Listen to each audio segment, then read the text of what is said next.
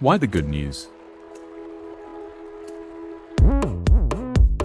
This is a truth with pure power chord. The truth. The truth. The truth. The truth. The truth. Do you want to hear the truth? Do you want to? Good morning from an absolutely freezing Johannesburg this morning.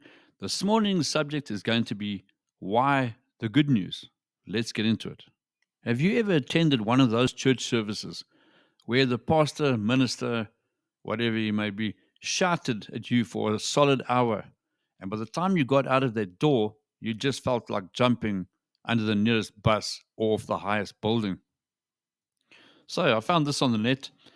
There was a guy that's speaking about how his pastor retired, and there was a guest pastor that had given the sermon that particular morning. And he says this: I guess I am an observant Christian, and I feel that I come to hear the word of God, and that other stuff is just putting me off, and it feels like it's a performance. When a preacher starts yelling, I feel like I'm being yelled at, and I feel guilty for something I haven't done yet. I feel that an effective preacher does not have to yell in the microphone to get his point across. And he says this: am I being too judgmental? So there's a lot of things in play when it comes to this kind of thing. Everybody has a different personality.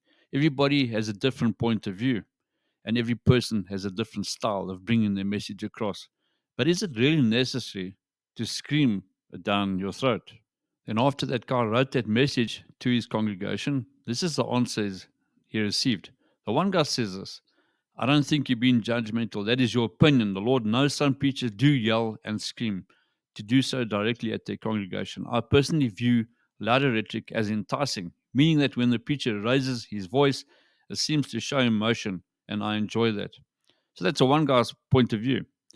Then you get another guy's point of view from that same congregation, and he says this: I wouldn't want to be around that either, but there's some people who like screaming preachers. Personally, I've never received a thing from that approach, nothing but a headache. Proverbs 12, verses 15 says this: the way of fools seems right to them, but the wise listen to advice. Wise people seek and heed advice, avoiding the pitfalls of stubbornness. Then in John 8, verses 47, whoever belongs to God hears what God says. The reason you do not hear is that you do not belong to God. Belonging to God is marked by willingness to listen to his words.